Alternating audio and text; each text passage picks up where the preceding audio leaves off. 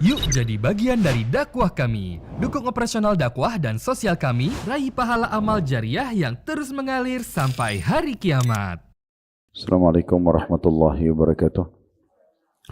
Alhamdulillah, tidak pernah berhenti kita bersyukur kepada Allah dari makanan, minuman, pakaian, air, oksigen, pasangan hidup, keturunan, kendaraan, tempat tinggal dan segala macam hal yang sudah Allah Subhanahu wa taala limpahkan kepada kita hari demi hari kita lalui dan kita menikmati semua itu. Dan terus saja rezeki itu akan Allah berikan sampai seseorang di antara kita sampai atau datang ajalnya. Sebagaimana dijelaskan dalam sebuah hadis, sesungguhnya rezeki seseorang itu akan mengejarnya sebagaimana ajal mengejarnya. Tugas kita adalah menikmati selama halalan thayyibah, dibolehkan dan juga berkualitas, serta juga kita syukuri alhamdulillah atas semua nikmat itu. Termasuk di hari ini Allah masih memberikan kita kesempatan untuk bisa duduk bersama-sama menuntut ilmu, dan siapapun di antara kita yang tergerak hatinya untuk sibuk dari amal soleh ke amal soleh yang lain, berarti Allah mencintainya dan Allah memilihnya di antara hamba-hamba yang justru banyak lalai dan tersibukkan dengan hal-hal yang tidak bermanfaat, yang mungkin akan membuatnya menyesal nanti pada hari kiamat. Maka alhamdulillah atas semua nikmat tersebut. Selanjutnya kita panjatkan salam hormat kita kepada utusan Allah Nabi besar Muhammad sallallahu alaihi wa alihi wa sahbihi wasallam, sebagaimana Allah telah perintahkan kita untuk mengucapkan salam hormat tersebut. Seperti biasa, insyaallah kita akan lanjutkan pada buku kita menghidupkan sunnah-sunnah yang terlupakan, yang ditulis oleh seorang wanita, Haifah binti Abdullah Ar-Rashid hafidahullah, dan kita sudah menyelesaikan pada kesempatan yang lalu bab kedua, sunnah seputar junub. Kalau hal ini dilihat perlu diulangi, kemarin ada permintaan seperti itu, maka kami reviewkan saja, ya, tidak diulangi secara khusus semuanya, tetapi ini disebutkan tentang wudu sebelum mandi junub dan tata caranya. Secara global, hadis pertama Aisyah radhiyallahu anha bahwasanya Rasulullah sallallahu alaihi wasallam bila hendak mandi junub belum mencuci kedua tangannya, lalu berwuduk seperti wuduk hendak sholat, dan setelah itu beliau mandi. Berarti ini tata cara untuk mandi junub. Bagaimana beliau selalu mencuci tangan dulu, kemudian mencuci kemaluannya dengan berwuduk kalau dalam riwayat pertama ini, lalu kemudian mandi. Riwayat yang selanjutnya menjelaskan dari Maimunah, istri Nabi yang lain, di halaman 43 ya. Aku mendekatkan air kepada Rasulullah SAW untuk mandi junub. Artinya pada saat itu sedang di rumah beliau, dan setelah terjadi interaksi biologis dengan Nabi, Maimunah radhiyallahu anha menyiapkan air untuk mandi junubnya Nabi. Aku mendekatkan air kepada Rasulullah SAW untuk mandi junub, kemudian beliau mencuci kedua telapak tangannya 2 atau 3 kali. Riwayat ini lebih lengkap daripada riwayat Aisyah tadi sebelumnya. Nah, ini lebih terinci. Kalau tadi hanya disebutkan mencuci tangan, tapi tidak disebutkan berapa kalinya. Kalau di sini disebutkan 2 sampai 3 kali. Lalu memasukkan tangannya ke dalam bejana. Setelah tangan bersih, baru memulai mengambil cakupan air. Setelah itu beliau menyiramkan air tersebut ke kemaluannya dan mencucinya dengan tangan kirinya. Ini juga sudah kita jelaskan pada pertemuan yang lalu ya. Kalau cebok, maaf, itu menggunakan tangan kiri. Ya, baik membersihkan dari buang air kecil, atau buang air besar, ataupun kita membersihkan kemaluan, maaf ibu-ibu, dari haid dan nifas misalnya. Termasuk mengganti pembalutnya, yaitu mungkin menggunakan tangan kiri. Serta juga pada saat mencuci kemaluan selepas junub, itu membersihkan dengan menyentuh kemaluan dengan tangan kiri. Lalu beliau menempelkan tangan kiri di tanah dan menggosok-gosokkannya dengan kuat. Maksudnya tadi yang bekas membersihkan kemaluan digosok di tanah. Ini juga sudah kita jelaskan. Di masa itu tidak ada keramik, tidak ada granit, ya, tidak ada marmer, belum dipakai maksudnya. Ya, walaupun mungkin ada di beberapa wilayah. Karena bangsa Romawi sudah menggunakan batu-batu seperti ini di bangunan-bangunan kuno mereka. Tapi Nabi SAW dengan hikmah Allah Subhanahu Wa Taala, entah kenapa beliau tangan kiri yang sudah dipakai untuk membersihkan kemaluan digosokkan ke tanah dalam riwayat ini atau di atas tanah ya. Kalau Anda mau jalankan sunnah Nabi ini, itu menganggap misalnya setelah mencebok, mungkin Anda bisa menggosok di lantai ya, kamar mandi. Hanya untuk menjalankan sunnah Nabi. Karena kalau tanah kemungkinan besar memang masih ada hubungannya dengan masalah, kalaupun ada bakteri, ada apa, tanah itu biasa bisa menghilangkan atau mensucikan gitu ya. Kemudian beliau berwudu seperti wudu untuk sholat.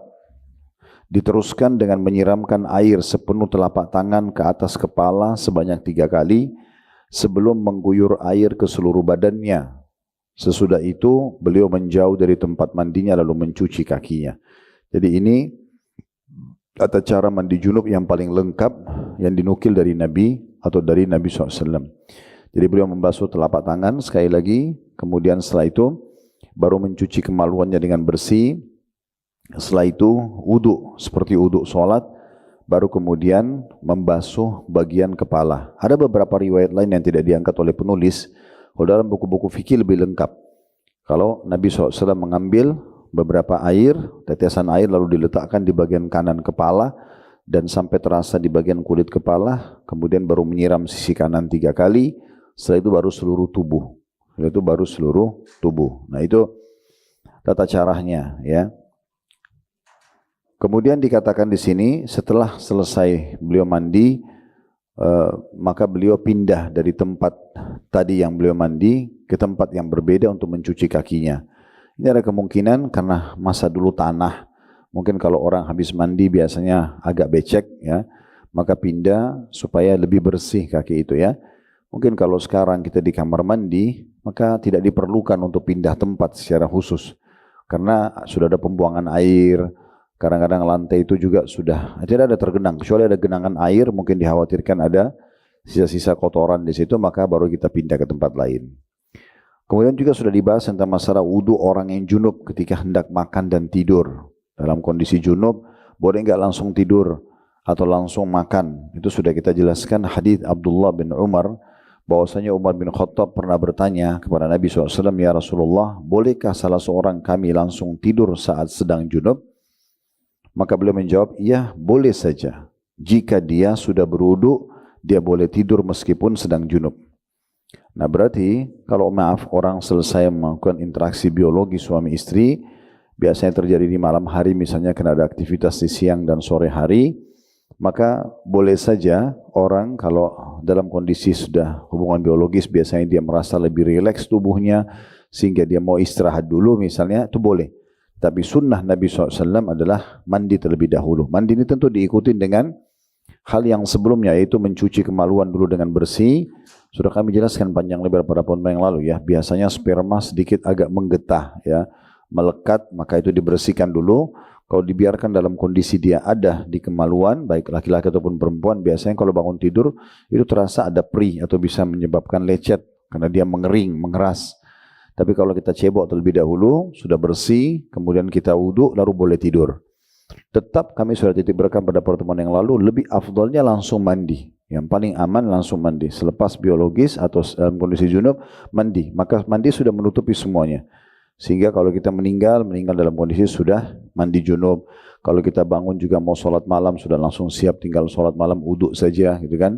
Tidak butuh lagi mandi dulu karena dalam kondisi dingin. Tapi kita bicara masalah hukum. Boleh enggak? Karena Umar bin Khattab bertanya, orang tidur dalam kondisi junub.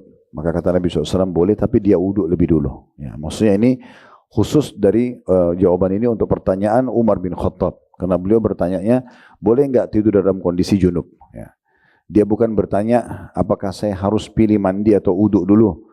Misalnya, tapi pertanyaannya tentang masalah, boleh enggak tidur dalam kondisi junub? Maka Nabi SAW jawab seperti itu. Begitu juga dalam riwayat Aisyah, selanjutnya bila Nabi SAW hendak tidur, sementara beliau sedang junub, maka beliau mencuci kemaluannya dan berwudu seperti wudu sholat. Nah riwayat ini di halaman 44 juga sudah kita bahas pada pertemuan yang lalu, itu menjelaskan kalau memang bukan hanya sekedar wudu, tapi membersihkan kemaluan dulu, baru wudu untuk sholat, ya, seperti wudu sholat maksudnya, kemudian baru tidur. Dalam redaksi Iman Muslim dikatakan apabila Rasulullah SAW dalam kondisi atau keadaan junub, kemudian beliau ingin makan ataupun tidur, maka beliau berwudu seperti wudu untuk sholat. Nah kalau riwayat ini diikutkan bukan hanya tidur, makan pun. Kan biasanya orang kalau dalam kondisi habis biologis, mungkin mereka masih mau makan sama-sama di ranjang, ya. Maka adabnya adalah mereka berwudu dulu.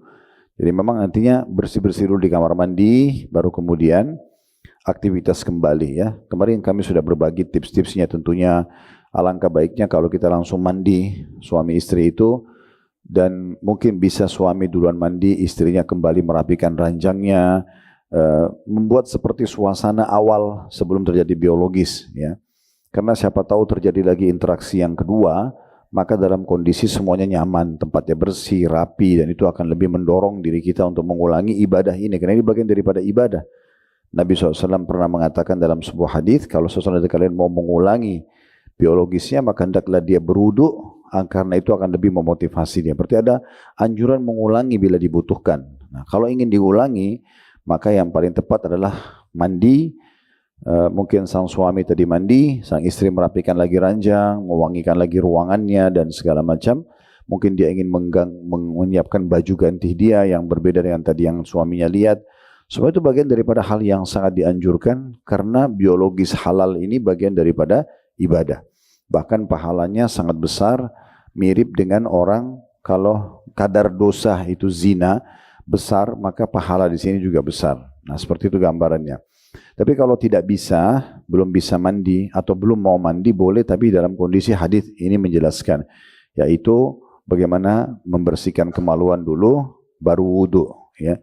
Karena kita kalau mandi dulu tadi itu jauh lebih segar, segala macam, mungkin sikat gigi lagi, pakai mouthwash lagi, kemudian baru duduk ngobrol, makan sama-sama, biologis lagi, itu lebih nyaman. Ataupun langsung tidur juga nggak masalah, tapi dalam kondisi kita sangat nyaman gitu ya. Nah seperti itu gambarannya.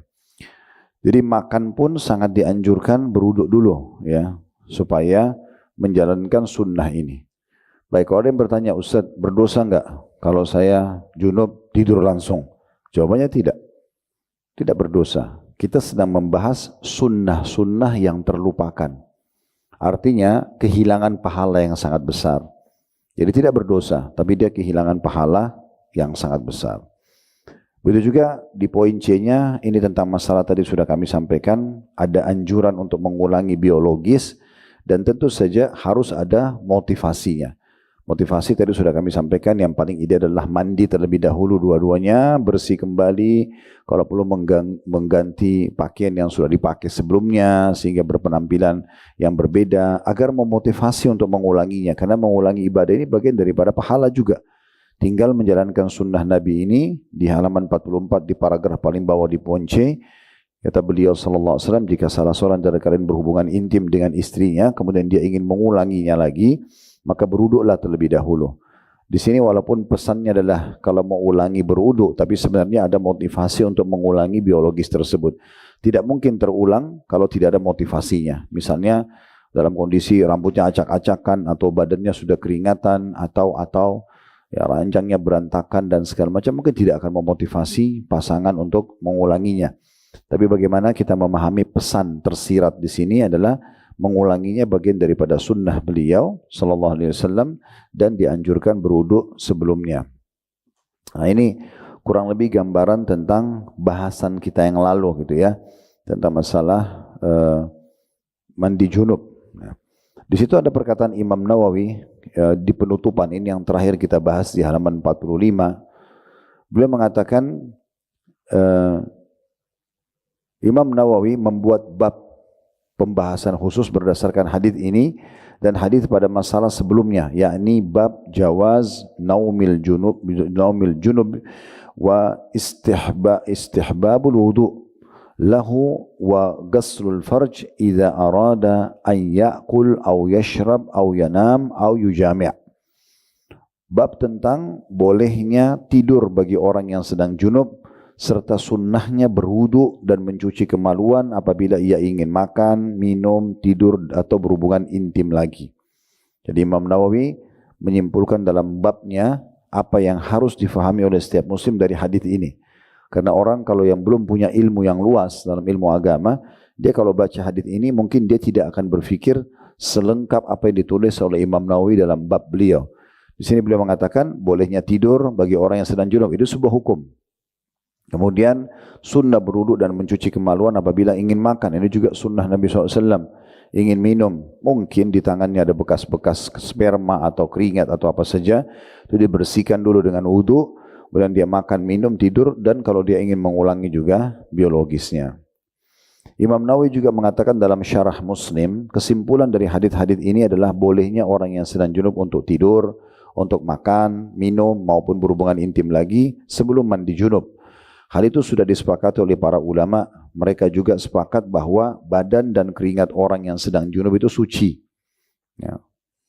Karena itulah dia boleh tidur dalam kondisi junub. Cuma yang penting dia berwudu dulu. Dan dalam hadis-hadis ini juga ada petunjuk sunnahnya berwudu dan mencuci kemaluan karena semua hal tersebut apabila atau apalagi jika ada orang hendak berhubungan intim dengan istrinya yang belum dijamahnya, maka itu lebih pantas gitu ya. Jadi Imam Nawawi pesankan yang terakhir, kalau orang, ini kan dibahas kalau orang sudah biologis mau mengulanginya, maka beliau mengatakan lebih pantas kalau orang belum biologis untuk melakukan ini. Jadi kayak misalnya baru pertama ketemu, maka sebaiknya dalam kondisi segar, ya, memenuhi hal-hal yang bisa mengajak pasangan kita untuk melakukan biologis dan akhirnya maksimal dalam ibadah itu. Pernah kita sampaikan ada cara untuk melipat gandakan pahala di satu jenis ibadah. Ya. Yang pertama itu adalah bagaimana kita memenuhi syarat dan ketentuan-ketentuan ibadah itu dulu. Yang kedua, kita memarketingkan. Nah, masih ingat, kita pasarkan, kita ajak orang lain dan ajarkan orang lain tata caranya. Kemudian yang ketiga, kita mengemasnya. Nah, kemasan ini dalam semua ibadah. Sebagai contoh, orang kalau bangun sholat malam, dia bangun dalam kondisi, ya sudah, saya sudah bangun, saya sholat aja deh. Lalu dia sholat dalam kondisi ya pakai mukennah yang ada, misalnya yang belum sempat dicuci, sejadahnya pun mungkin belum sempat dibubui minyak wangi misalnya, dan seterusnya. Maka ini dia mengubah pola itu, ya, dia melakukan hal-hal yang lebih baik daripada itu. Nah, ini contoh-contohnya. Jadi itu kurang lebih kita sudah berjalan hampir 20 menit mengulangi review bahasan kita tadi ya. Kalau ada yang mau bertanya, nanti bisa diajukan kembali. Kalau belum sempat diajukan pada pertemuan yang lalu berhubungan dengan masalah mandi junub. Kita akan masuk bab ketiga kita sekarang, yaitu sunnah seputar siwak. Berbicara masalah siwak adalah kayu pohon arak namanya dalam bahasa Arab. Ya, tentu banyak dijual-jual pohon siwak atau kayu siwak ya.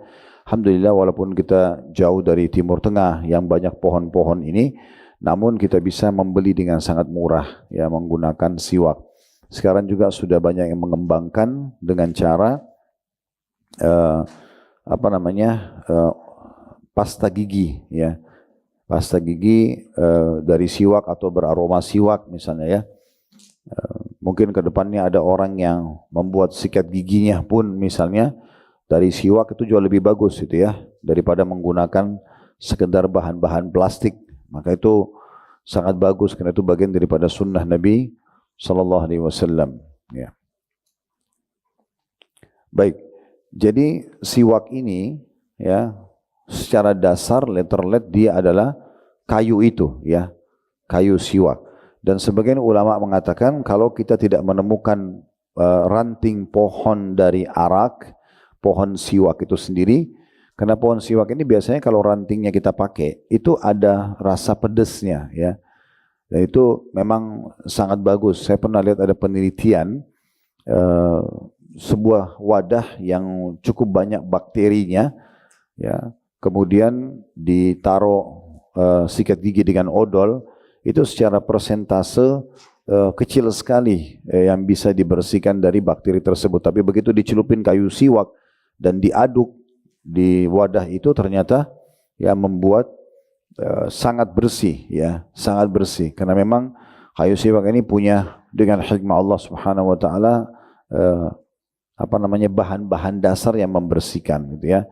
Dan kalau seandainya belum bisa mendapatkan kayu siwaknya, maka bisa menggunakan ranting pohon yang lain.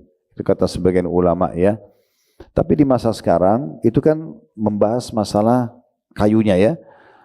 Tapi di masa sekarang ulama mengatakan ini masuk dalamnya adalah menggunakan sikat gigi. Menggunakan sikat gigi. Intinya sebenarnya adalah perawatan gigi itu sendiri. Jadi memang yang banyak tidak difikirkan oleh orang adalah masalah maintenance ya. Perawatan itu sendiri. Mungkin ibu-ibu lebih banyak berpikir masalah perawatan itu mengerucut kepada kulit tubuh, wajah misalnya. Itu tidak salah selama bahan-bahannya halal. Tetapi yang perlu kita pikirkan adalah maintenance itu masuk dalam semua hal. Perawatan masuk dalam semua hal ya. Dimulai dari maintenance hubungan kita dengan Allah Subhanahu wa taala. Itu harus butuh di maintenance. Jangan hari ini rajin sholat malam, besok lupa misalnya. Jangan hari ini kita rajin berzikir baca Quran tapi minggu depan kita berubah. Ini butuh di maintenance ya, supaya hubungan sama Allah itu baik terus. Nah, ini maintenance juga. Jadi jangan maintenance itu cuma dipikir perawatan itu hanya untuk kulit, wajah, ya, tubuh saja. Jangan hanya dipikir bangunan saja secara fisik ya. Kalau sudah rusak, renovasi segala macam, tapi banyak hal. Yang paling puncak adalah bagaimana kita maintenance-kan hubungan baik kita dengan Allah Subhanahu wa taala. Kemudian yang kedua, maintenance hubungan kita dengan manusia yang telah Allah wajibkan menjaga hubungan dengan mereka, seperti hubungan dengan kedua orang tua, hubungan antara suami istri, hubungan dengan anak, hubungan dengan kerabat secara umum. Ini harus di maintenance dengan baik ya. Bagaimana makin hari makin meningkat kualitas kita sebagai anak bakti sama orang tua kita. Makin banyak hal-hal baru yang kita inovasikan, dari hadiah, dari hiburan yang dibolehkan dalam agama ya, menghibur kedua orang tua kita, menyenangkan hati mereka. Bagaimana pasangan suami istri selalu berpikir satu sama yang lain, apalagi nih yang bisa membuat pasangan lebih bahagia, lebih puas, ya, lebih nyaman, lebih tentram. Itu namanya maintenance, itu penting.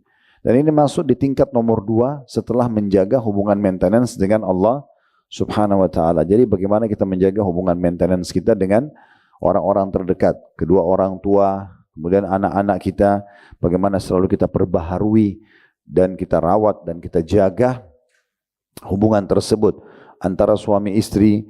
Bagaimana jangan merasa saya sudah 10 tahun menikah, sudahlah begini aja, dia juga sudah tahu asli saya. Tidak, bukan begitu. Itu bahasa saya sama sekali tidak setuju gitu ya. Saya selalu juga membahasakan itu kepada pasangan kami, nggak boleh seperti itu. Jangan ada membahasakan, ya sudah, beginilah saya, gitulah. Dia juga sudah kenal saya, inilah aslinya saya. Berarti dia seakan-akan tidak mau mengupgrade dirinya. Sementara dalam rumah tangga itu yang benar, kalau kita selalu mengupgrade diri kita, kalau pasangan kita diangkat dari 10 itu misalnya 9, kita 6, kita jangan mengatakan sudah saya begini. Enggak, kita upgrade diri kita ke angka 9. Dan kita tahu, dalam meningkatkan skill kita itu butuh pelatihan, butuh upaya, butuh keseriusan, memang begitu. Sehingga rumah tangga itu lebih langgeng ya kita. Begitu juga hubungan dengan anak-anak. Jangan kena anak-anak sudah dari kecil kita rawat, sudahlah. Sekarang saya tidak boleh urus lagi. Enggak, kita harus selalu perbaharui. Tanya teman-teman dia, tanya pergaulannya, pikirkan masalah pendidikannya dan segala macam hal. Itu maintenance yang kedua. Jadi yang pertama itu adalah bagaimana kita menjaga dan mengemas dengan baik sebaik mungkin hubungan sama Allah dan terus kita perbaharui ya hubungan tersebut dengan lebih meningkatkan kualitas ibadah kita. Yang kedua, hubungan dengan manusia atau makhluk yang Allah perintahkan dan wajibkan kita berbuat baik sama mereka. Ini dari orang tua, anak, pasangan hidup, kerabat secara umum dan orang-orang terdekat tentunya. Kemudian yang ketiga, pindah kepada maintenance masalah hal-hal yang Allah amanahkan. Jadi Bapak Ibu, handphone kita, rumah kita, mobil kita, itu bukan hanya sekedar fasilitas yang kita berhasil beli lalu kita pakai. Tapi semua itu bagian daripada harta yang akan Allah tanya hari kiamat. Ya. Jadi jangan karena kita melimpah hartanya, sudahlah handphone itu nggak apa-apa, main sembarangan dibuang, kemudian rumah sama sekali tidak dirawat, dan mobil juga begitu. Seakan-akan ya sudah nanti gampang saya tinggal ganti baru. Bukan masalah itunya. Permasalahannya ada hadis Nabi SAW yang berbunyi, tidak akan beranjak kaki seorang hamba pada hari kiamat sampai ditanya tentang 4 perkara. Tentang umurnya, tentang ilmunya, tentang masa mudahnya, di mana dia habiskan, dan hartanya, dari mana dia dapatkan, kemana dia keluarkan. Masuk dalamnya masalah maintenance-nya, gitu ya. Jadi merawat rumah, menjaganya sebagai amanah dari Allah, kendaraan kita, pakaian kita, ya, piring-piring ada di rumah, sofanya, itu bukan hanya sekedar oh karena saya suka kerapian dan kebersihan, bukan, itu bagian daripada agama. Bagian daripada agama. Allah itu indah, bersih, rapi dan suka semua itu. Allah pun membuat fitrah kita suka dengan bau wangi, suka dengan sesuatu yang rapi. Nah, dan kita tidak suka sebenarnya dengan pemandangan yang berantakan, yang kotor dan seterusnya. Ya, baik di diri kita ataupun dari orang lain. Ini juga masalah maintenance yang harus dipikirkan, gitu ya. Bagaimana kita menjaga semua itu. Kemudian juga masuk yang keempat adalah diri kita sendiri. Ya, ini baru perawatan-perawatan diri ini, ya, yang biasa orang dahulukan ini, terutama ibu-ibu, gitu ya. Maka kita merawat kulit kita, ya, supaya tidak kusam, menjaga itu boleh, memakai perawatan-perawatan, mau mahal mau murah, intinya selama halal boleh dan tidak boleh berlebihan, itu tidak ada masalah, ya. Nah, diantaranya adalah anggota tubuh, kita harus menjaga haknya mata, tidak boleh dibuat mata itu letih sekali, dipaksakan pada hal-hal yang tidak diperlukan. Telinga juga harus kita jaga, ya, hidung, gigi. Ya, ini sekarang masalah siwak ini bagian daripada substansial itu. Jadi kita dianjurkan untuk selalu menjaganya, merawatnya. Nggak boleh ugal-ugalan, tanda kutip, maaf. Habis makan udahlah, nggak apa-apa, nggak sikat gigi misalnya, atau mau ngobrol sama orang, kemudian tidak sikat gigi, tidak kumur-kumur atau pakai mouthwash misalnya, sehingga nggak apa-apa lah, gitu ya. Nah, ini teman saya kok, ini suami saya, ini istri saya, seakan-akan itu tidak penting, padahal itu bagian daripada hal yang sangat dijaga. Nah, bahasan kita tentang masalah sunnah seputar siwak ini luar biasa. Kalau masih ingat, pernah, sekarang kita ngerucut ke bahasan substansial, ya. Di poin keempat, masalah maintenance tubuh kita sendiri. Nah, diantaranya adalah menjaga gigi, dan tadi sudah kita sebutkan mata, telinga, semualah, kulit kita, kemaluan, semua ini, termasuk kita harus maintenance makanan-makanan yang masuk, tidak boleh sembarangan sehingga tubuh kita tidak sakit. Itu semua masuk dalam bahasan maintenance ini. Kalau Anda niat untuk memberikan hak jasad, maka akan ada pahalanya. Akan ada pahalanya secara khusus, gitu ya. Jadi cintailah kebersihan, kerapian, ini semua karena memang bagian daripada agama kita, gitu ya. Nah, sekarang kita ngerucut ke masalah maintenance gigi ini. Hikmah Allah subhanahu wa ta'ala, subhanallah, untuk menjadikan maintenance dan perawatan tubuh kita ini, banyak spesialis yang muncul, gitu kan. Spesialis penyakit kulit, spesialis THT, spesialis dokter gigi, ya, dokter mata, ya, ini semua kan karena memang untuk merawat itu. Nah, sekarang banyak orang persepsinya, dokter-dokter ini untuk kalau saya sakit. Sebenarnya bukan ke situ arahnya. Arahnya itu lebih kepada bagaimana ada perhatian khusus dari manusia yang sudah Allah ciptakan ini untuk tahu ini semua harus dirawat sama dia. Kalau dibutuhkan bantuan orang lain, maka ada dokter spesialisnya. Bukan kita rusak dulu, baru kita ke dokter. Bukan begitu bahasannya. Nanti Allah akan tanya pertanggungjawabannya. Semua akan ditanya tentang jasad kita, ini akan ditanya, ya, tentang harta kita ditanya dan seterusnya. Maka harus hati-hati. Nah, kalau kita biasanya, saya juga begitu waktu kecil, ya, mungkin Bapak Ibu sama, kita dianjurkan oleh orang tua atau belajar di sekolah, sikat gigi berapa kali sehari?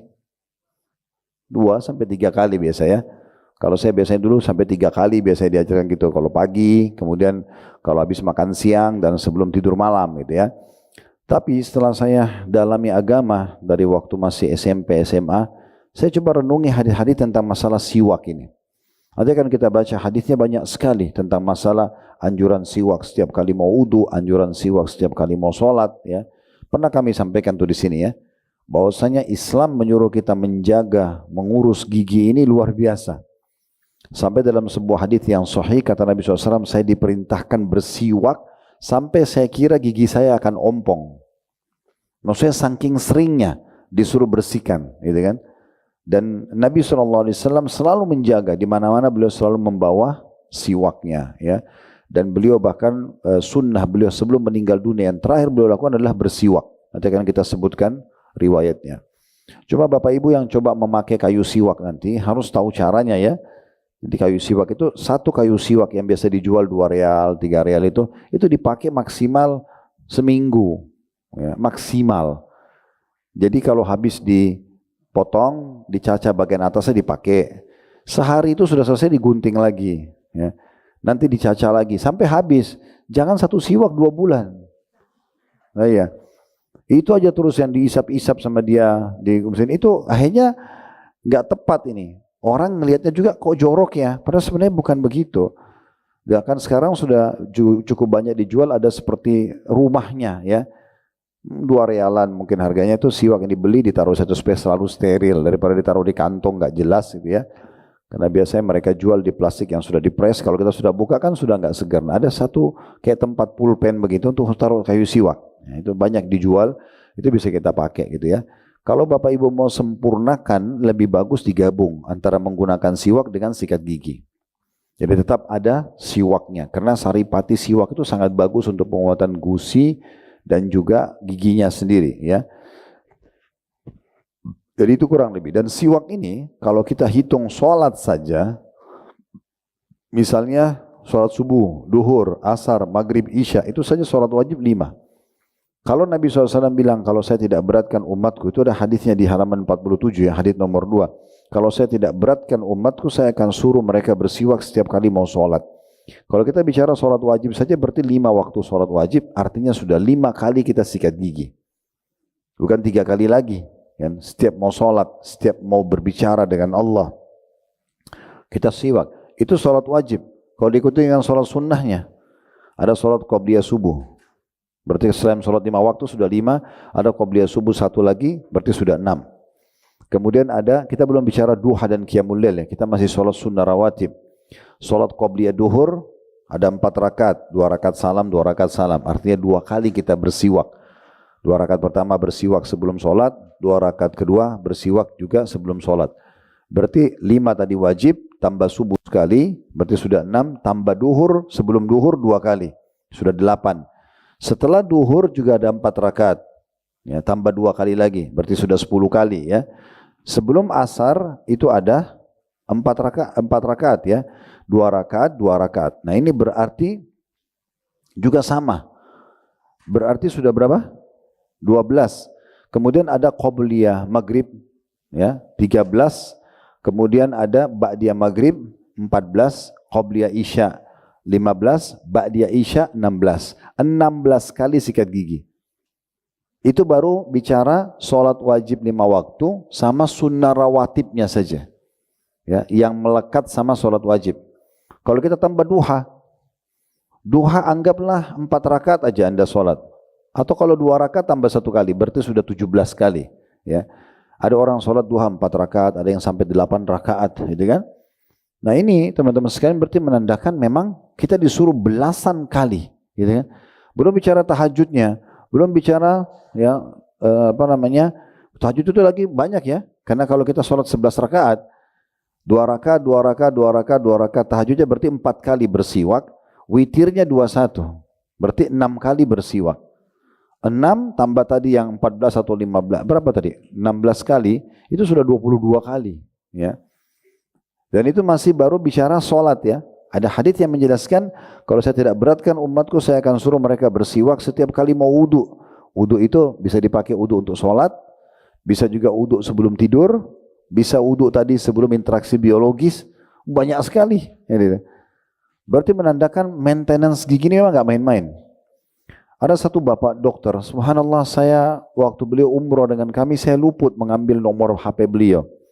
Dan waktu itu beliau datang ke kamar saya di Mekah. Beliau ceritakan, Ustaz saya salah satu dokter gigi, Ustaz bisa buat cuplikan enggak? Untuk motivasi umat Islam minimal lah untuk menjaga dan memaintenance gigi mereka. Gitu. Maka saya bilang baik silakan. Lalu dia bilang, saya punya TikTok ini Ustaz, sempat ditunjukkan tapi saya subhanallah lupa nama beliau. Ternyata followernya itu sampai 5 juta. Ya, cukup besar followernya dan beliau selalu mengingatkan tentang pentingnya menjaga merawat gigi gitu kan. Bahkan salah satu penilaian orang itu saya tahu tidak dilihat dari gigi. Kalau giginya sehat berarti umumnya sehat tubuhnya. Biasanya begitu ya. Karena untuk menjaga maintenance ini butuh. Oleh karena itu Bapak Ibu sekalian bukan main-main. Kalau selama ini kita cuma diajarkan sikat gigi 2 kali atau 3 kali sehari, Islam datang mengajarkan kita untuk puluhan kali menyikat gigi kita. Setiap habis sholat, setiap mau sholat bersiwak, setiap mau wudu bersiwak. Itu bisa 20 sampai 22 kali tadi kita hitung ya. Mungkin masih ada yang luput dari kami. Artinya memang maintenance ini penting ya. Minimal kalau Anda mau sholat lagi dan tidak punya siwak, tidak punya sikat gigi, kumur-kumur. Ya, itu minimal sekali. Supaya jangan ada sisa makanan. Nanti lagi sholat, ngunyah bisa batal sholatnya. Karena salah satu pembatal sholat adalah mengunyah makan ya. Jadi lebih baik kita hindari. Dengan cara kita kumur-kumur dengan bersih. Mungkin kita masukkan jari telunjuk membersihkan gigi dan gusi kita. Kalau nggak ada sikat gigi. Kalau Anda bisa sekarang cukup banyak saya dijual sikat gigi. Satu paket sama odolnya yang kecil memang untuk dibawa jalan itu ya. Selalu dibawa. Saya habis makan di restoran, makan di rumah keluarga, acara, sikat gigi aja sebentar. Niatnya bukan karena nggak enak sama orang. Tapi karena sunnah Nabi. Ingat, kita sedang membahas buku sunnah-sunnah yang terlupakan. Nah, di antaranya ini sunnah terlupakan adalah banyak merawat dan menjaga gigi. Nah, penting sekali ya. Maintenance gigi itu penting sekali. Baik, di sini sunnah seputar siwak yang banyak terlupakan oleh orang-orang. Di bab nomor 3 kita, di halaman 46, di poin A-nya, memelihara kebiasaan bersiwak. Al-Allama As-San'ani rahimahullah menyebutkan dalam Subulus Salam, ini nama seorang ulama. Al-Allama maksudnya seorang alim ya. Jadi Bapak Ibu yang pegang bukunya bisa ditulis terjemahannya karena di sini masih menggunakan bahasa Arab. Al-Allama maksudnya orang yang alim ya, bukan nama orang. Tapi As-San'ani ini julukan nama bagi penulis buku Subulus Salam. Dalam kitab Al-Badrul Munir disebutkan ada lebih dari 100 hadis yang menyebutkan tentang siwak. Saya ulangi, jadi ada lebih dari 100 hadis yang menyebutkan tentang siwak. Namun sungguh mengherankan, sunnah Nabi yang banyak tersebut dilalaikan oleh kebanyakan orang.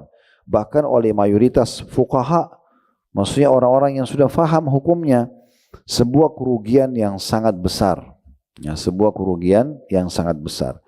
Sedikit saya mau tambah selingan kisah di sini.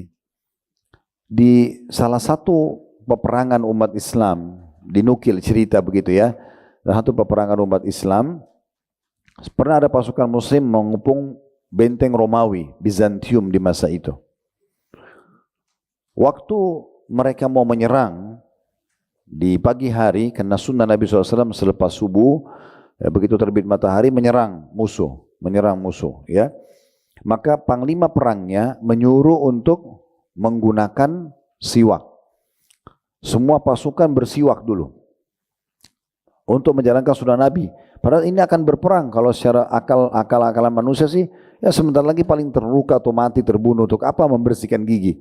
Tapi mereka mau jalankan sunnah Nabi. Subhanallah, di antara hikmahnya, rupanya di tengah-tengah pasukan muslim ada mata-mata orang kafir. Begitu dia lihat kejadian tersebut, dia bingung. Pasukan yang ribuan orang semuanya masukkan kayu ke mulutnya. Dia tidak tahu apa ini gitu kan. Mereka tidak punya gambaran membersihkan gigi.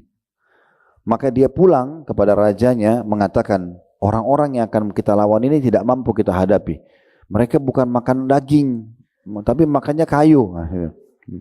Padahal sebenarnya bukan dimakan gitu ya.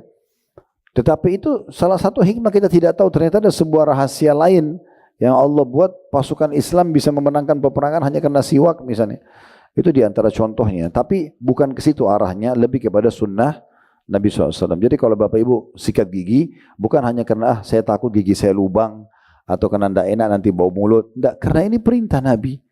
Ini adalah sunnah Nabi SAW. Karena Anda alihkan niat Anda kalau itu adalah sunnah Nabi, maka akan berpahala. Jadi saya ulangi lagi, As-San'ani menyebutkan dalam Subulus Salam, menukil dari kitab Al-Badrul Munir disebutkan, ada lebih dari 100 hadis yang menyebutkan tentang siwak. Namun sungguh mengherankan, sunnah Nabi yang banyak tersebut dilalaikan oleh kebanyakan orang, bahkan oleh mayoritas fuqaha. Sebuah kerugian yang sangat besar. Maksudnya rugi pahala-pahala. Karena kan siwak ini puluhan kali kita disuruh pakai dalam sehari. Artinya orang yang pakai dalam sehari, kalau tadi saya bilang tidak ada kayu siwak dari pohon arak, kita ganti dengan ranting pohon yang lain. Kalau tidak ada, kita sekarang bisa ganti dengan sikat gigi. Kakak, berapa banyak kerugian orang tidak dicatat pahala karena tidak mau sikat gigi, dan berulang-ulang dia lakukan sampai belasan puluhan kali tadi kalau disebutkan dalam contoh-contoh dalam syariat. Atau dia sikat gigi tidak niat itu adalah perintah agama atau sunnah Nabi SAW, maka kehilangan pahala. Itu yang dimaksud dengan kerugian yang sangat besar.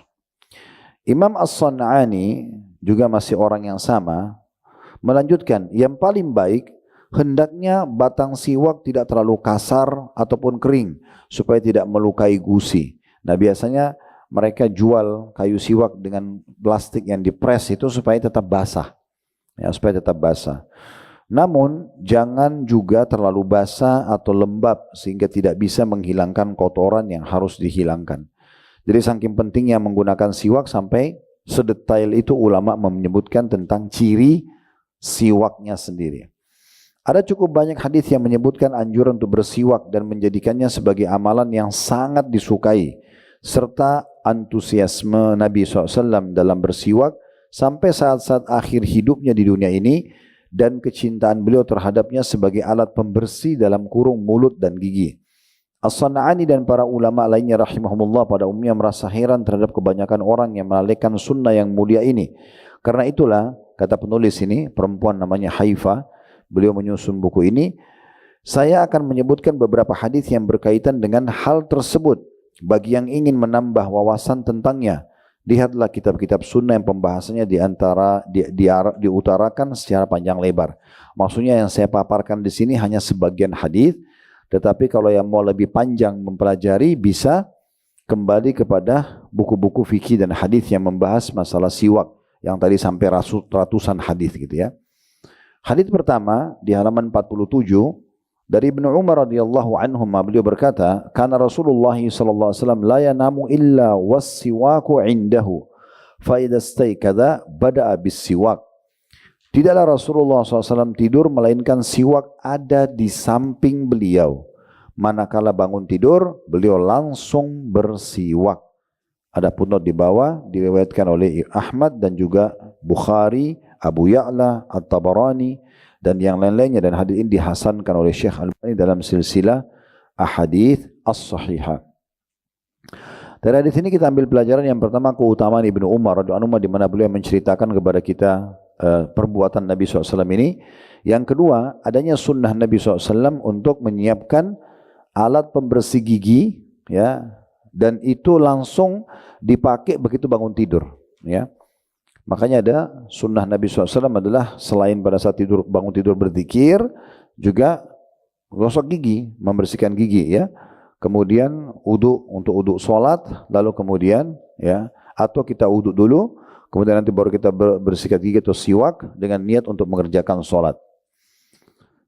Riwayat yang kedua dari Abu Hurairah radhiyallahu anhu, dia berkata bahwa Rasulullah sallallahu alaihi wasallam bersabda, "Laula an asyqa ala ummati la amartum bis siwaki 'inda kulli shalah." Andai kata tidak memberatkan umatku, niscaya aku pasti akan memerintahkan mereka untuk selalu bersiwak pada setiap hendak mengerjakan sholat. Ada footnote nomor 30 di bawah, Bukhari dan Muslim. Ini tadi kita rincikan ya. Kalau 5 waktu sholat wajib, berarti sudah 5 kali kita bersiwak atau 5 kali sikat gigi. Kalau ditambah sholat sunnahnya tadi, qobliyah subuh, qobliyah duhur, ba'diyah duhur, qobliyah asar, qobliyah dan ba'diyah maghrib dan isya, itu sudah sampai 15-16 kali. Ditambah dengan sholat duhanya, ditambah dengan sholat tahajudnya, ditambah dengan sholat wudu, sholat taubat, ini bisa puluhan kali dalam sehari kita memaintenance dan menjaga gigi kita. Ya, saya harap tadi yang pertama saya sampaikan Bapak Ibu sekalian jangan luput, itu harus dicatat ya. Masalah maintenance tadi, kita punya kewajiban dalam Islam, bagian dari agama adalah menjaga dan merawat. Yang paling pertama menjaga dan merawat hubungan baik kita sama Allah, nggak boleh rusak. Harus kita perbaharui terus, ya, harus kita kemas ibadah-ibadah kita dengan baik. Yang kedua, hubungan baik dengan orang-orang yang sudah Allah wajibkan kita berbuat baik, dengan kedua orang tua, dengan anak-anak, dengan pasangan hidup kita. Harus kita merawat dan menjaga hubungan baik itu semaksimal mungkin. Kemudian yang ketiga adalah bagaimana kita menjaga dan merawat apa tadi? Ya, harta, rumah, kendaraan, pakaian. Ya, itu bukan hanya sekedar karena saya suka, tapi karena bagian daripada agama. Yang keempat baru menjaga diri sendiri, tubuh kita. Itulah merawat mata supaya tidak terlalu capek, telinga, mulut, gigi tadi ya. Semua ini kemaluan, kaki, kulit, semua ini bagian daripada hal yang harus diperhatikan. Riwayat yang ketiga adalah riwayat dari Hudzaifah radhiyallahu anhu, dia berkata, karena Nabi sallallahu alaihi wasallam idza qama minal lail yashushu fahu bis-siwak. Apabila Nabi SAW bangun malam untuk mengerjakan sholat dalam kurung, beliau membersihkan mulutnya dengan siwak. Ini ada footnote di bawah, nomor 30 diriwayatkan oleh Bukhari dan juga Muslim. Riwayat nomor 3 ini sejalan dengan riwayat nomor 1 tadi, bagaimana Nabi SAW begitu bangun tidur, beliau membersihkan giginya dan mulutnya sallallahu alaihi wasallam. Dan ini menunjukkan yang pertama pelajaran dari hadis ketiga, kedudukan Hudzaifah radhiyallahu anhu di mana beliau menyampaikan kepada kita hadis ini. Dan yang kedua adalah bagaimana Nabi sallallahu alaihi wasallam kalau bangun tidur sebelum sholat beliau membersihkan mulutnya dengan siwak. Riwayat nomor 4 dari hadis Abu Musa al-Asy'ari radhiyallahu anhu, dia berkata, "Ataitu an-nabiy sallallahu alaihi wasallam wa huwa yastaqu bi siwakin ratbin. Qala wa tarafu as-siwaki ala lisani wa huwa yaqul was-siwaku fi fihi ka'annahu yatahawwa." Aku menemui Nabi SAW yang saat itu sedang membersihkan giginya dengan siwak basah. Abu Musa al-Asy'ari mengatakan, ujung siwak itu berada di atas lidah beliau. Tiba-tiba beliau mengatakan, ya. Sebenarnya lebih kepada ain ya di situ, gitu ya, seperti orang yang coba membersihkan apapun yang masih nyangkut di tenggorokan gitu ya. Sementara siwak masih berada dalam mulutnya, seakan-akan beliau ingin muntah. Maksudnya bukan hanya sekedar menggosok gigi, tapi sambil menggosok gigi sambil juga membantu mengeluarkan riak kalaupun ada dari tenggorokan. Ini hadits riwayat Bukhari dan juga Muslim. Riwayat ini memberikan gambaran kepada kita tentang kedudukan Abu Musa al-Asy'ari radhiyallahu anhu, di mana beliau menyampaikan kepada kita perbuatan Nabi SAW ini. Kemudian yang kedua, ini tata cara Nabi SAW menggunakan siwak. Beliau dengan cara ya menyangkutkan di lidahnya, kemudian berarti kemungkinan ada saripati siwak yang bisa bagus juga buat maintenance lidah. Kemudian baru beliau menggosok giginya dan coba membantu untuk mengeluarkan ya lendir ataupun dahak kalaupun ada. Riwayat nomor 5 masih masalah siwak. Tadi sudah dikatakan ya, riwayat tentang siwak ini ada ratusan, ya 100 riwayat. Ini sebagiannya saja.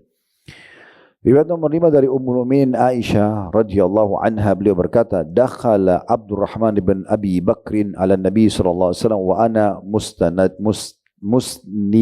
musnidatuhu ila sadri.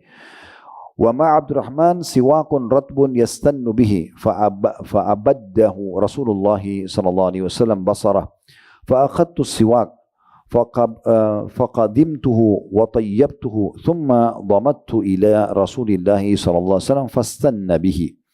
Fama ra'aitu Rasulullah sallallahu alaihi wasallam istanna istinanan qattun ahsanu minhu. Wa fi lafdhin فرأيت ينظر إلي وعرفت أنه يحب السواك فقلت آخذه لك فأشار برأسه النعم. Kata Ummu Aisyah radhiyallahu anha, Abdurrahman bin Abi Bakar masuk menemui Nabi SAW. Abdurrahman bin Abi Bakar ini adiknya Aisyah, saudaranya Aisyah. Makanya dia boleh masuk ke dalam rumahnya Aisyah karena mahramnya. Aisyah bercerita tentang saudaranya pada saat masuk ke rumah Nabi SAW, dan pada saat itu Nabi di akhir-akhir hidupnya dalam kondisi lemah sekali. Makanya dikatakan oleh Aisyah, sementara beliau tengah bersandar di dadaku. Kalau dalam riwayat yang panjang, riwayat Bukhari, itu adalah beliau sudah mulai melemah tubuhnya, dan pada saat itu memang sudah akan menghembuskan nafas terakhir. Ini yang tadi saya sempat singgung di awal pembukaan kita, sunnah Nabi SAW yang terakhir adalah bersiwak. Ini riwayatnya. Pada saat itu Abdurrahman membawa siwak basah untuk membersihkan giginya. Maka mata beliau pun tidak lepas melihat siwak Abdurrahman. Maksudnya waktu lihat Abdurrahman iparnya Nabi pakai siwak masuk ke dalam rumah, mata-mata Nabi dalam kondisi beliau lemah melihat siwak itu. Ya.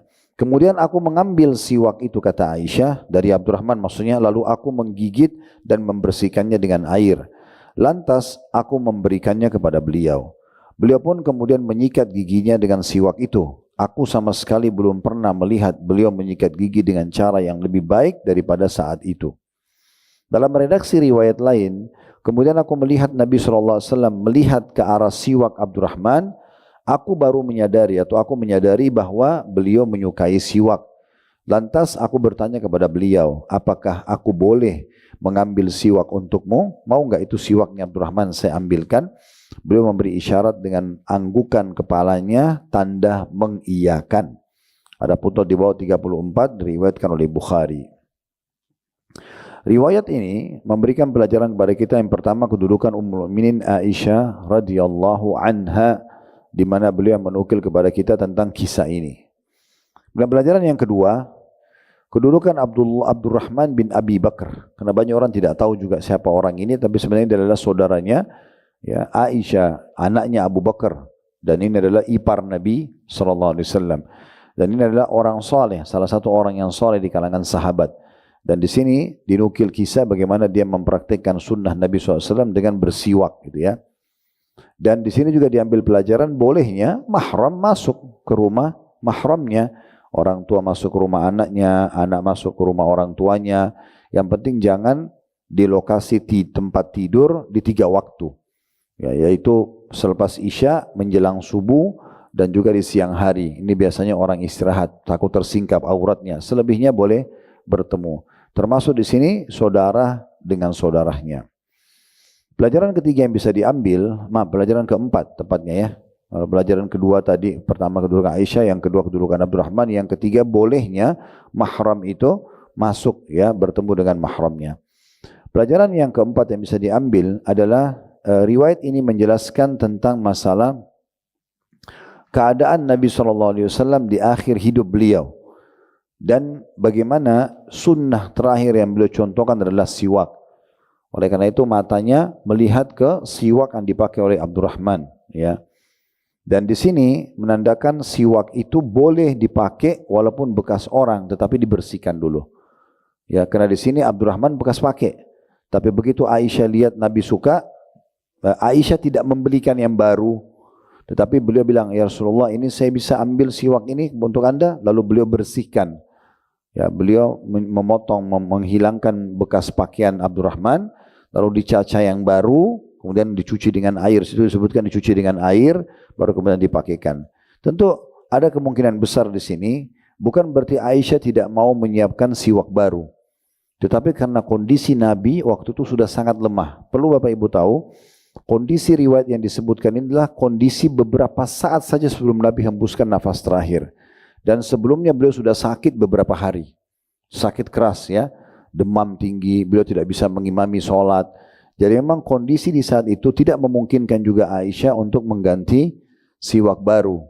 Maka yang paling tepat di waktu kepepet seperti ini adalah bagaimana mengambil dari adiknya siwak itu dan dibersihkan. Karena waktu ditanya kepada Nabi SAW riwayat kedua, mau enggak Anda saya ambilkan siwak itu, beliau mengatakan iya. Kalau Nabi memberikan isyarat tidak, maka Aisyah tidak akan mengambil. Ini bukan sebuah kelancangan langsung main ambil bekas orang lalu dikasih gitu ya. Tetapi ini semua sebagaimana rentetan sejarah atau riwayat tadi sudah kita bahasakan. Walaupun boleh saja misalnya ibu mengambil siwak anaknya, sesuatu yang biasa, atau dia ambil siwak suaminya atau istrinya, kemudian dibersihkan dengan air lalu dia memakainya karena dia belum punya siwak. Contoh orang-orang terdekat seperti ini tidak ada masalah gitu ya, bukan sesuatu yang harus dijadikan masalah. Karena ada orang kadang-kadang berlebih-lebihan dalam masalah jijik itu ya. Walaupun boleh kita menjaga untuk tidak pakai sembarangan bekas orang, tapi orang-orang terdekat itu adalah sesuatu yang biasa saja. Dan di sini juga dikatakan tetap dicuci ya. Kemudian pelajaran selanjutnya yang bisa diambil yang terakhir adalah bagaimana Nabi SAW bersiwak dengan cara yang baik. Ya, di sini dikatakan oleh Aisyah karena sudah sekian tahun beliau hidup dengan Nabi SAW ya. Jadi Aisyah itu menikah dengan Nabi SAW setelah Khadijah meninggal. Ya, dan Khadijah meninggal kurang lebih di tahun 10 dari masa kenabian. Artinya kalau kita gabungkan setelah itu masa Isra Mi'raj lalu menikah Nabi SAW dengan Aisyah, bersama waktu itu menikah juga dengan Saudah binti Zam'ah radhiyallahu anhu majma'in, maka itu kurang lebih di tahun 11 masa kenabian. Berarti 3 tahun di Mekah, 11, 12, 13 dan 10 tahun masa Madinah, berarti sudah 20 tahun lebih ya, kurang lebih ya Nabi SAW menikah sama Aisyah waktu itu, dan Aisyah mengatakan dari semasa hidup saya semuanya belum pernah saya lihat Nabi serapi dan seindah itu dalam bersiwak. Untuk memberikan contoh kepada orang, bersiwak itu sikat gigi bukan buru-buru, ya. Tapi bagaimana kita betul-betul memberikan hak setiap gigi kita agar bersih dan rapi. Ini gambaran pelajaran yang bisa diambil dari riwayat nomor 5. Sekarang masuk riwayat nomor 6. Dari Abu Hurairah radhiyallahu anhu bahwa Rasulullah SAW bersabda, "Laula an asyqa ala ummati la amartum bis-siwaki ma'a kulli wudu." Andai kata tidak memberatkan umatku, pasti aku akan memerintahkan mereka agar bersiwak saat setiap kali mereka berwudu. Imam Bukhari menyebutkan hadits ini secara muallak dengan redaksi kalimat aktif. Garis bawahi muallak itu. Yang dimaksud dengan muallak dalam riwayat Bukhari adalah hadis yang tidak diberikan nomor urut. Karena kalau Bapak Ibu buka Sahih Bukhari ada urutannya, hadis 1, hadis 2, hadis 3 sampai hadis sekian ribu. Nah, kalau ada hadis yang beliau paparkan sebagai tambahan dan tidak dikasih nomor urut, berarti menandakan diistilahkan dengan muallak. Tentu di sini ya riwayat ini adalah riwayat yang sahih. Hadis ini juga diriwayatkan oleh Ahmad, An-Nasai dalam Al-Kubra, Ibnu Khuzaimah juga menyebutkan dan yang lainnya, dan sanad hadis ini adalah hadis yang sahih. Riwayat ini ya kalau kita gabungkan dengan riwayat tentang salat, kita kan disunnahkan setiap mau salat wudu, ya. Walaupun misalnya Bapak Ibu kayak tadi duhur nih, ada wudu, sekarang baru habis sholat tadi belum batal. Lalu sementara azan asar Anda sholat lagi dengan wudu duhur, boleh? Boleh, nggak ada masalah, ya. Karena wudunya masih ada, belum ada pembatalnya. Tapi kalau Anda mau dapat pahala ekstra, Anda wudu lagi, walaupun ada wudunya. Saya pernah jelaskan sikapnya Abu Hurairah radhiyallahu anhu tentang sholat malam. Nafi' rahimahullah, seorang tabi'in yang masyhur dengan ilmunya, adalah mantan budaknya Abdullah bin Umar. Beliau waktu ditanya bagaimana sholat malamnya Abdullah bin Umar, kata Nafi', kalian tidak bisa mengikutinya, susah sekali. Kenapa? Dijelasin sama dia, karena Abdullah bin Umar setiap selesai 2 rakaat sholat tahajud wudu lagi. Jadi misalnya sholat tahajudnya 8 rakaat nih, 2 rakaat salam, 2 rakaat salam, 2 rakaat salam, 2 rakaat salam, maka itu berarti 4 kali beliau wudu. Karena beliau ingin mendapatkan ekstra pahala dengan setiap rakaat berwudu. Witir 21, wudu lagi. Berarti 6 kali wudu. Ya, 6 kali wudu. Kalau kita gabungkan antara ya wudu ini, wudu untuk sholat tadi ya, saya tahajud tadi, kita wudu untuk sholat, maka berapa banyak kita dianjurkan bersiwak. Kalau kita ambil idealnya ya, karena setiap sholat wudunya sendiri, walaupun kita masih bisa melanjutkan sholat selanjutnya dengan wudu yang sama, ya. Tetapi Abdullah bin Umar di saat beliau lowong, kalau kita lagi di masjid susah untuk wudu lagi, oke lah. Tapi kalau lagi di rumah mau praktekin sesekali, ini juga cukup bagus gitu ya. Maka kalau kita anggap kita wudu aja setiap mau sholat, berarti sama tadi jumlah sholat itu ya. Karena kan kalau mau sholat kita wudu kan, 5 waktu sholat wajib ya. Berarti 5 kali wudu, 5 kali bersiwak kalau wudu ya. Mau sholatnya itu siwak lagi. Berarti di sholat wajib saja dengan wudunya itu 10 kali siwak. Maknanya tadi kalau kita gabungkan 20 lebih tadi, kita hitung ya, kurang lebih hitungan kasarnya. Kalau hadis Nabi SAW, kalau saya tidak beratkan umatku setiap kali sholat mereka bersiwak, itu kan ada puluhan kali berarti ya. Sholat 5 waktu, sholat qobliyah dan sholat ba'diyah, sholat duha, sholat tahajud, sholat tahiyat masjid, wudu, taubat dan seterusnya. Dan sunnah Nabi SAW dalam hadis yang baru kita bahas adalah setiap kali mau wudu. Nah wudu ini dikerjakan juga setiap kali mau sholat. Berarti hampir sama dengan jumlahnya tadi waktu kita bersiwak mau sholat. Ini kalau kita 2 kali lipatkan bisa 40 kali atau lebih dari itu kita membersihkan gigi kita. Ini berarti betul-betul Islam perhatian tentang masalah maintenance gigi ini bukan main-main gitu ya. Betul-betul kita dianjurkan untuk menjaga dan merawat, dan itu tentunya bukan karena hanya sekedar kita suka kebersihan, bukan hanya sekedar karena kita tidak mau mulut kita bau, tapi ingat, arahkan niat kita kepada ini adalah perintah Nabi sehingga berpahala, Riwayat yang ketujuh Dan ini riwayat hadis yang terakhir di poin A. Poin A itu kan tadi memelihara kebiasaan bersiwak ya. Hadis ketujuh adalah hadis Aisyah radhiyallahu anha, dia berkata bahwa Rasulullah SAW bersabda, as-siwaku matharatun lil fam mardhatun lirrabb. Siwak itu pembersih mulut, artinya dipastikan dia pasti akan memberikan kesehatan dan kebersihan buat mulut. Dan yang kedua, mendatangkan ridha Allah, karena itu perintah Allah subhanahu wa ta'ala. Berarti kalau mau dapat pahala, diniatkan siwaknya karena perintah Allah. Bukan hanya sekedar tadi saya bilang, supaya mulut saya enggak bau, saya sikat gigi, saya enggak enak sama orang karena mau ketemu. Bukan karena itu. Tapi lebih kepada ini adalah perintah Allah untuk maintenance atau menjaga salah satu anggota tubuh yang sudah Allah berikan kita sebagai fasilitas. Nah, hadits ini betul-betul luar biasa ya. Yang pertama ada jaminan dari Nabi SAW kalau siwak itu sangat efektif untuk membersihkan gigi, gusi, ya, dan semua yang berhubungan dengannya. Kemudian yang kedua adalah dia berpahala besar di sisi Allah subhanahu wa ta'ala. Imam Bukhari dalam sahihnya menyebutkan hadits ini secara muallak. Sekali lagi tadi ya, disebutkan muallak berarti tanpa nomor urut ya. Dengan redaksi kalimat aktif, maksudnya ini adalah dijadikan sebagai hujjah. Hadits ini juga diriwayatkan oleh Imam Ahmad, Imam An-Nasai serta Ibnu Khuzaimah dalam sahihnya. Hadits ini disahihkan oleh Al-Allamah Al-Albani. Al-Allamah tadi sudah kita jelaskan adalah seorang alim. Albani adalah Syekh Albani, Muhammad Nasiruddin Al-Albani. Albani nama negaranya beliau dari Albania ya. Namanya Muhammad bin Nasir, ahli hadits yang masyhur dalam kitab Irwaul Ghalil ya. Imam Nawawi menyebutkan di dalam syarah Sahih Muslim, disunnahkan memakai siwak setiap waktu dan lebih-lebih lagi pada waktu atau pada 5 waktu berikut ini. Kalau Imam Nawawi lebih menekankan tidak ada lagi batasnya, setiap saat bersiwak, sering bersiwak gitu ya. Terutama di 5 waktu, dan jangan ketinggalan. Yang pertama ketika hendak sholat, ini sudah kita sebutkan hadis tadi. Yang kedua saat hendak wudu, sudah kita bacakan juga hadisnya tadi. Yang ketiga, ketika akan membaca Al-Quran. Nah, ini belum disebutkan dalilnya, sebab kita sudah sebutkan tadi, dinukil oleh As-San'ani, ada 100 hadis tentang siwak, gitu kan?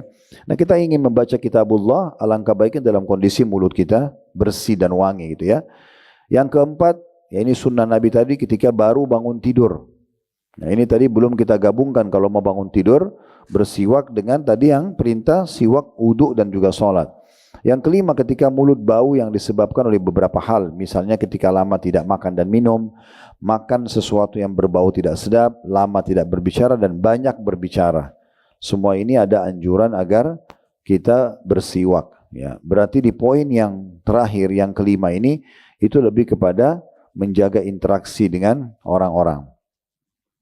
Ada catatan 1 dan catatan 2 ditambahkan oleh penulis. Catatan satunya, Al-Allamah Ibnu Qayyim Al-Jauziyah rahimahullah berkata, hendaknya ketika menggunakan siwak diawali dengan niat, ini yang tadi kita titik beratkan ya, dalam kurung, melaksanakan tuntunan Nabi SAW. Itu niatnya. Bapak Ibu pakai siwak, maintenance giginya, itu karena perintah Nabi, sehingga berpahala.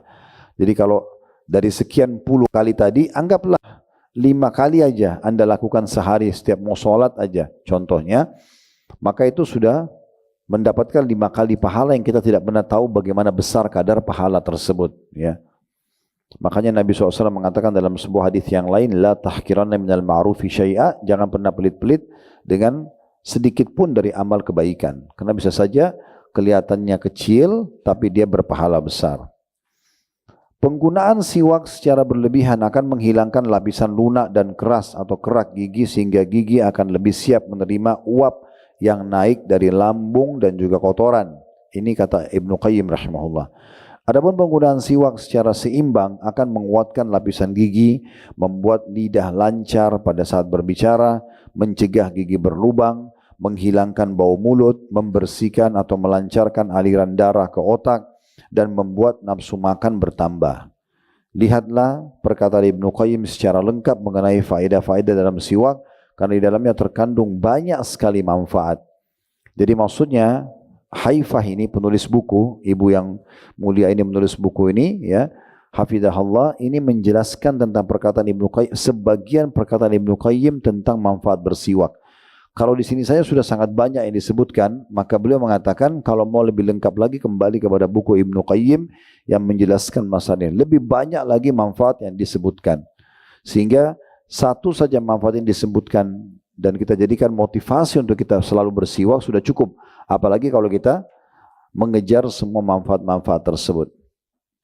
Catatan kedua, Al-Allamah Ibnu Utsaimin. Al-Allamah sama seorang alim Ibnu Utsaimin. Ini salah satu nama ulama yang masyhur di Saudi, sempat menjadi fatwa atau mufti ya di Saudi setelah Syekh bin Baz rahimahumullah semuanya. Dalam fatwa beliau, fatwa-fatwanya terjemahannya hendaknya seseorang itu mencuci serta membersihkan siwaknya. Ini tambahan faedahnya. Lalu Syekh menyebutkan hadis Aisyah radhiyallahu anha sebelumnya. Ya, hadis ini yang menyebutkan tadi kalau Nabi Aisyah mencuci siwak bekasnya Abdurrahman ya.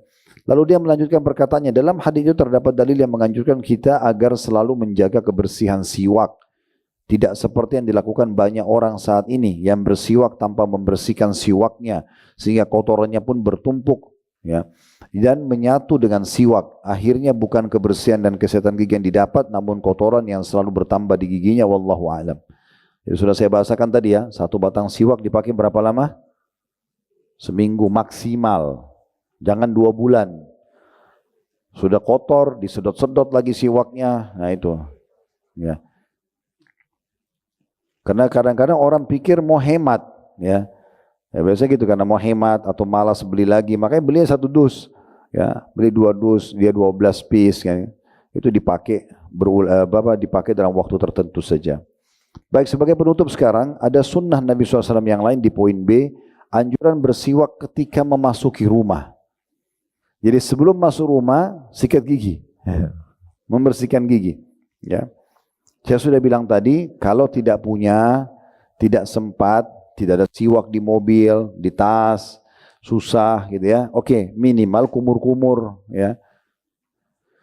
Hadisnya adalah dari Al-Miqdam bin Shuraih, dari ayahnya.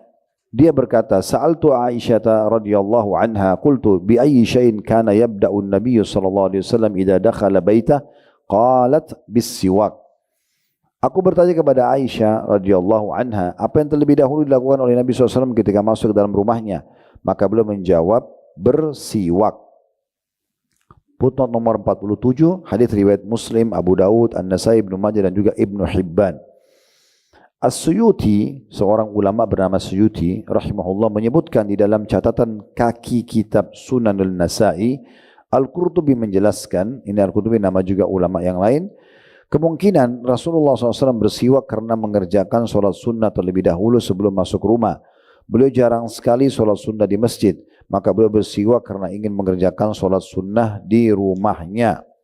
Ya, maksudnya di sini Al-Qurtubi mengatakan kemungkinan.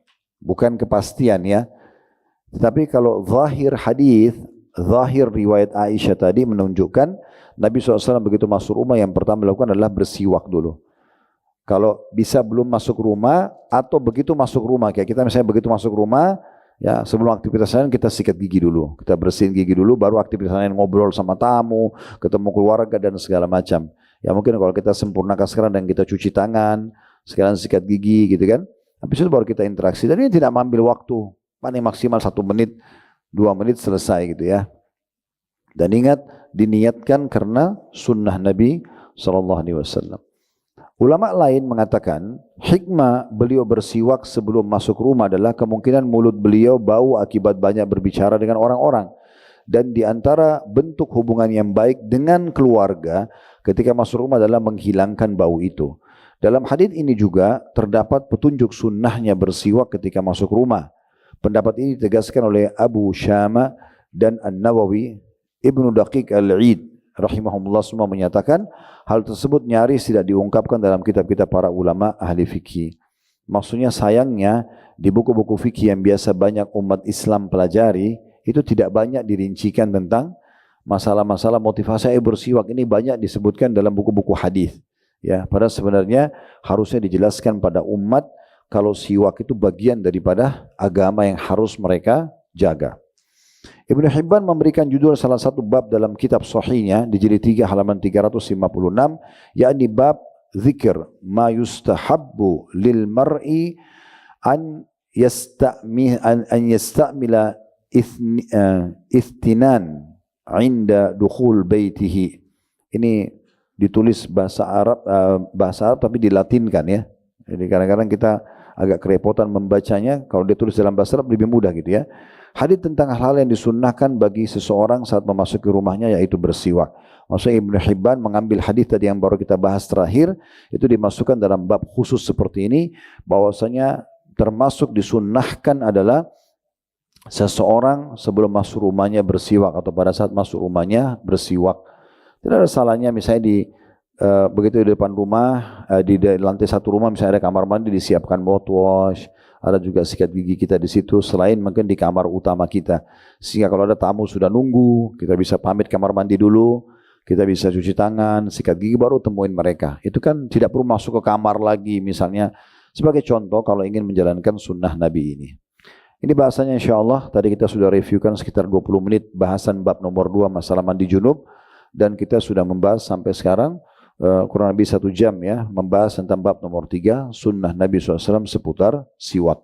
Insya Allah kedepannya kita akan masuk bab nomor 4 yaitu sunnah seputar azan. Tentu sekali lagi saya ingatkan, buku kita ini menghidupkan sunnah-sunnah yang terlupakan. Maksudnya memang yang banyak ditinggalkan oleh kaum muslimin. Penulis ingin titik beratkan di situ supaya kita mau menghidupkannya. Semoga Allah SWT mencatat ini sebagai tambahan pahala buat kita. Allah ikhlaskan dan dijadikan sebagai ilmu yang bermanfaat. Semoga semua yang hadir hajat-hajat dunia akhirat jadi kabulkan oleh Allah SWT. Diterima amal-amalnya, diampuni dosa-dosanya dan diangkat derajatnya. Dan semoga Allah menyatukan kita kelak di surga Firdausnya tanpa hisab. Mana dia satukan dalam majlis kita ini. Subhanakallahumma bihamdika asyhadu an la ilaha illa anta astaghfiruka wa atubu ilaik. Wassalamualaikum warahmatullahi wabarakatuh.